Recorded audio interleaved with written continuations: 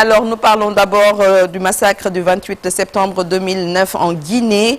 La justice réclame les poursuites contre 7 militaires, cher Tidiane. Alors, en Guinée, donc, de nouveaux accusés ont comparu ce jeudi devant le tribunal criminel de Dixine, chargé du dossier des massacres du 28 septembre 2009, délocalisé à la cour d'appel de Conakry. Ces officiers de l'armée, dont le colonel de gendarmerie Bienvenu Lama, avaient initialement bénéficié d'un non-lieu avant d'être mis en cause, donc à la suite de dénonciations notamment par Toumba Diakité, condamné le 31 juillet 2024 à 10 ans d'emprisonnement.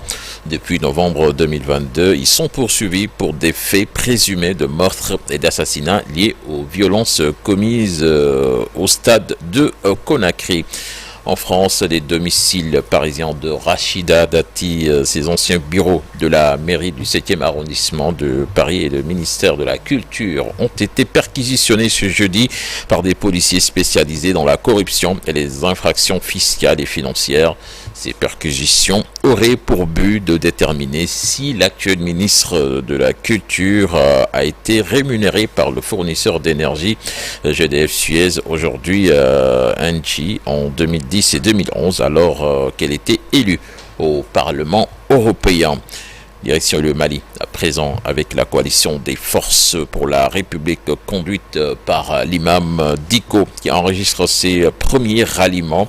La CFR a pour objectif de mettre un terme au régime militaire de transition en place depuis plus de 5 ans, de restaurer les libertés fondamentales et l'ordre constitutionnel dans le pays. Une dizaine de jours après l'annonce de sa création, de premières personnalités politiques et de la société civile malienne en exil hors du pays officialisent donc leur implication au sein de cette coalition. Et puis pour terminer, Djainaba, le Premier ministre australien Anthony Albanese a annoncé ce vendredi une journée de recueillement qui sera observée dans tout le pays dimanche, une semaine après l'attaque qui a visé une fête juive sur la plage de Bondy.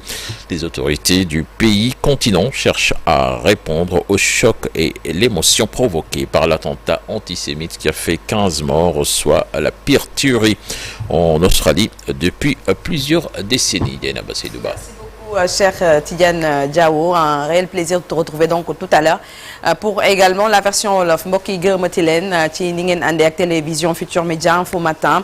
On a l'habitude de le dire, première matinale du Sénégal. Di leen ci gërëm bu baax a baax nuyu suñu mbokku internautes yu ñuy seetaan, suñu mbokku téléspectateurs yi yow suba su nekk di ñu rek daal di teewlu, di leen ci gërëm bu baax a baax. Léegi nag ñu ñëw ci beneen ponk mu nekk ponk bu am solo, ñu daal di yër li yéene kay xëy tey ànd ceeg Chérif Dia.